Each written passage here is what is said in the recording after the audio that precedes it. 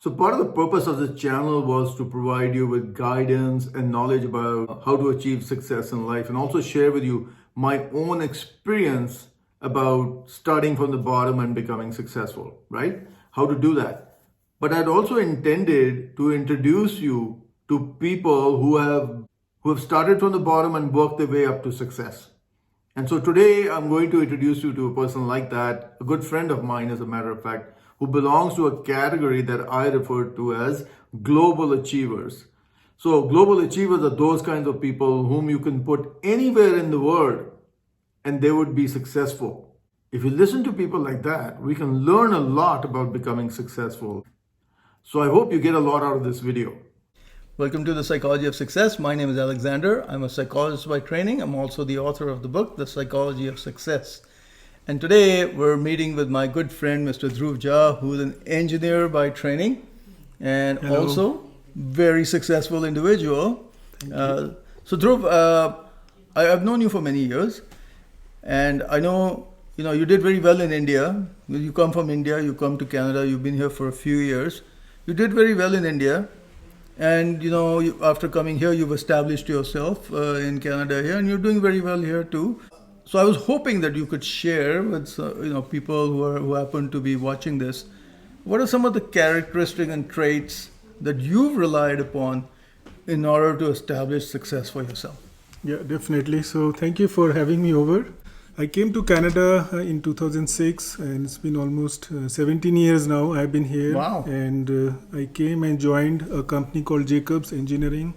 They are American company and involved in the engineering. In the oil and gas sector, engineering right? and design for oil and gas projects. Oil and gas sector. All over the world, but here in Canada, we are mainly focused within the Alberta market. In the Alberta market, Yeah, okay. But you were working with an American company in India called Fluor, Yes. and then ultimately Jacobs recruited you from there. Yes, correct? yes. So Right. Jacob recruited me Yeah. while I was working for Fluor in India. Fluor is also an American company. American company.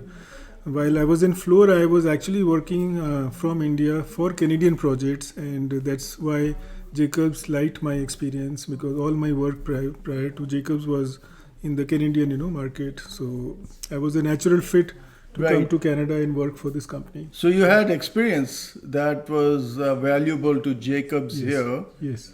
But I also understand that you were one of only two people that actually got into Fluor when Fluor first started in India, right? Yeah, so Fluor was new to India in the early 90s, and I joined Fluor back in the 1996 time frame. And at that time, we were a very small company in India, and at that time, the focus was to get the very best and the brightest engineers in India who will be able to help the company grow its presence in India and get more people in the process. So in my interview, I was grilled for almost 6 hours. I know, and, it was a 6-hour interview. yeah, it was quite an experience for me, because I never went for the interview with that kind of that kind of thinking that I'll be spending almost like 5-6 hours talking about technical stuff, and but So you obviously eventually- impressed them, yes, and yes, then it was you quite got into Fluor.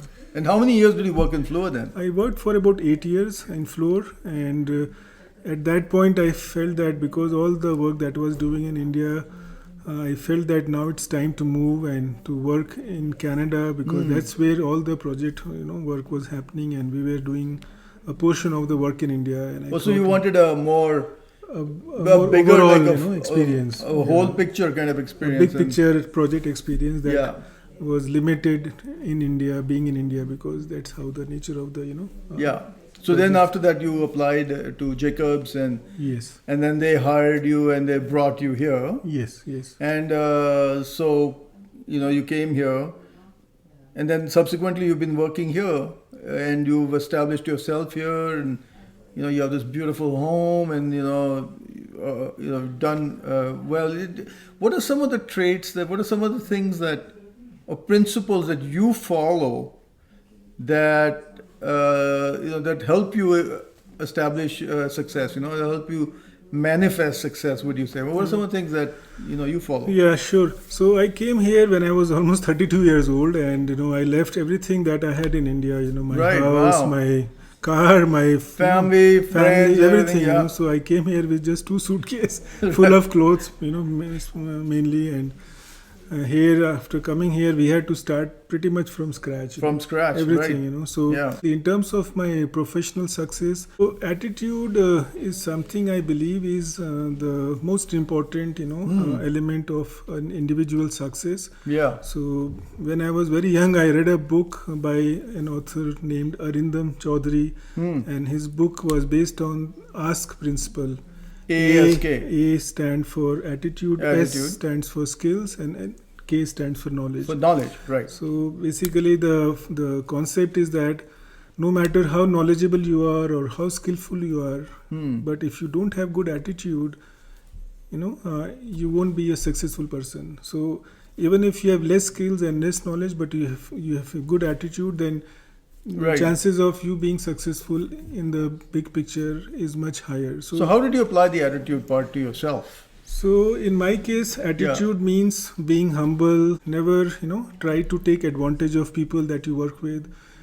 Always help others, make sure that, they are taken care. People who work for you, who are working with you, Right. make sure that you look after their best interest. Humility. Yeah. So if Right. they are successful, then only I'm successful. Right. And I work in a team-based environment where each and every person's contribution is important for our overall success. So to be able to help others and to work with them, humility is something that helps me to establish that rapport and connection, With which people. helps us to work together. Okay, so one is like, attitude, which is something that you really kind of, you adopted, and you said, humility was something that you have adopted and you have applied in your work. What would be one or two more things that you feel really helped you achieve success? What would have been number two? So if number one was So attitude. number two is to be able to, be able to deliver results in no matter what challenges are thrown at you. So I've seen people have a tendency to say no. Whenever you are given a challenging assignment or a project, Right. people tend to say no because that is outside their comfort zone. Ah. So in my case, I've always liked to accept challenges as it comes. I don't like to say no. Whenever Right. it comes to me, I'll take it. I'll go back and think about it. Okay, this is a new challenge. I have something new to deliver. So you I've done- challenge your own comfort zone. Yeah. You So challenge- going outside your comfort zone, trying to come up with ideas and solutions and to make it work, Yeah. in my opinion, gives me more satisfaction because that is something which drives me to my To work achieve every day, success, yeah. to achieve success. And Is there anything else like, I know we're doing this 1, 2, 3 thing, but is there anything else that you also sort of apply?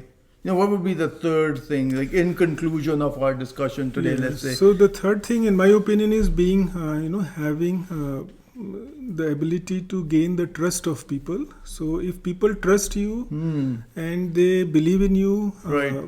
you will be a more successful team player in the long run. Yeah, that's really important, right? Because I think sometimes we forget that doesn't matter which business you're in, you're always working with people, and if you're working with people and they have to be able to trust you. If they don't trust you, then that Bonding that is team not of there. of team doesn't develop, and Yeah. and and if that doesn't develop, then your success is compromised, isn't it? Definitely. Yes. So I have been working with teams, and I have always worked in the leadership roles in the company. So when I was a civil structure lead engineer, and then I became an engineering manager, and now I'm working as a project manager. I've always handled teams of various sizes and nationals and age bracket. I've worked with youngsters and elderly people as well. So in everything that I do, I believe that to achieve success as a team, one must develop trust with your team players, With your team players, yeah. co-workers, because unless they trust you, they will not support you as they should have otherwise supported. That's so right. developing trust, Yeah. But then how do you develop trust? That is the question, right? It doesn't come easy. Well, that's, I So guess you have that's, to- I guess that we'll have to sit down and talk about that one day. Right? That's, Developing yeah. trust is another skill that is very important. A very to- critical to skill. Become That's right. successful in life. Well, thank you so much for your time today. I really appreciate it. And we've taken up the entire evening today, but you were very generous, and I really appreciate that, Dhruv.